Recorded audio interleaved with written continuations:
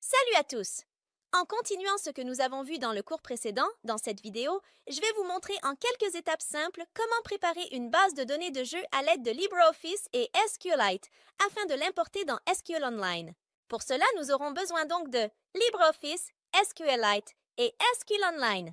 L'idée est d'importer dans la base de données SQLite la table de jeu initialement créée et convertie en un fichier texte d'extension .sql avec LibreOffice pour ensuite l'ouvrir dans SQL Online.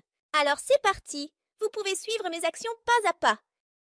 Alors, concernant SQLite, j'ai déjà créé un dossier où je vais installer SQLite et créer ma base de données. J'ai mis un raccourci vers ce dossier sur mon bureau. Ensuite, depuis le site officiel de LibreOffice, je télécharge et j'installe LibreOffice.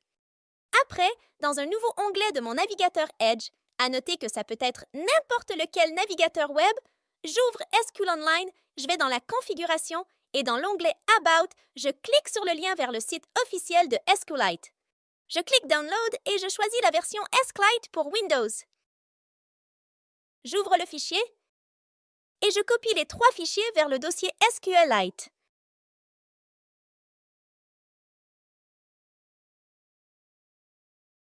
OK, une fois LibreOffice installé, dans la première étape, je crée un nouveau classeur nommé « Jeux ». Je l'ouvre et je le remplis avec mon tableau de jeu de la manière suivante. Alors, ce tableau a bien la structure de la table présentée dans le premier cours, sauf que j'y ai rajouté encore des colonnes avec des parenthèses, des virgules et des apostrophes dans le texte. De plus, il faut savoir que les colonnes avec le texte sont en format texte et les colonnes avec des nombres sont en format nombre, français, à l'exception de cette colonne qui doit être en format nombre anglais. C'est dans le but d'avoir les nombres décimaux écrits avec un point au lieu d'une virgule.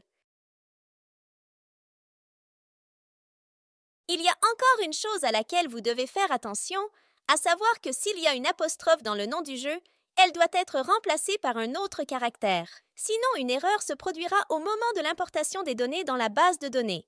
On peut l'insérer dans LibreOffice. Par exemple, celui-ci qui est différent de celui par défaut.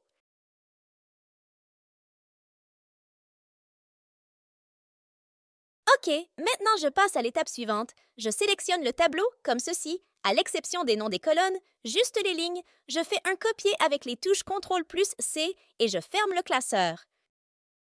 Je crée un nouveau document LibreOffice. Et je colle le contenu avec les touches CTRL plus V.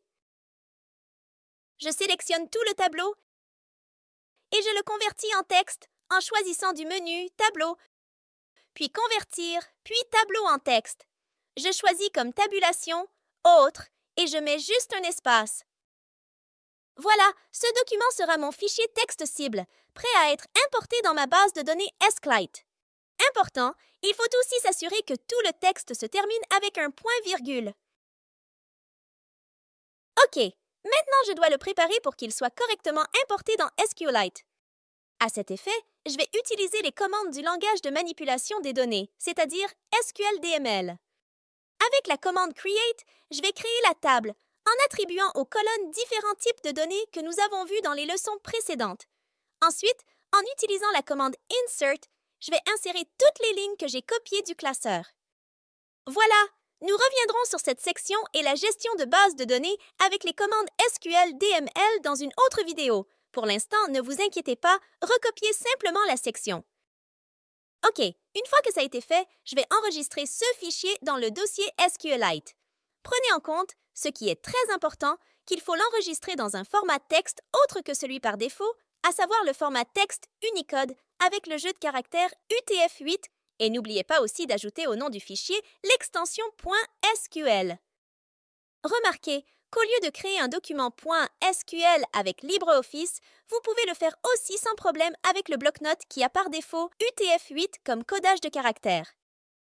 OK, ensuite, j'ouvre la ligne de commande CMD et je passe au dossier SQLite pour vérifier si tout est en place. Apparemment, oui. Maintenant, je peux créer ma base de données SQLite. J'écris SQLite 3, suivant de ma base de données nommée jeu.db. je sors de la console SQLite avec .kit et ensuite j'importe le fichier avec mes données dans cette base en écrivant. À ce moment-là, je peux vérifier s'il a été bien importé dans ma base en y affichant la liste des tables avec la commande .table et en tapant une simple requête avec select. Et comme vous voyez, les données ont été bien chargées dans ma base de données. Tout semble correct.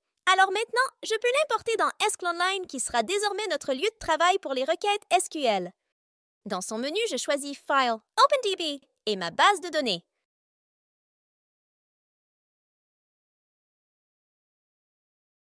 Et voilà, j'ai bien ma base de données dans toute sa splendeur. Dans les cours prochains, on va s'amuser à faire des requêtes sur cette base de données et faire des exercices en les validant à la fois dans ChatGPT. Merci pour votre attention et à bientôt à la prochaine vidéo!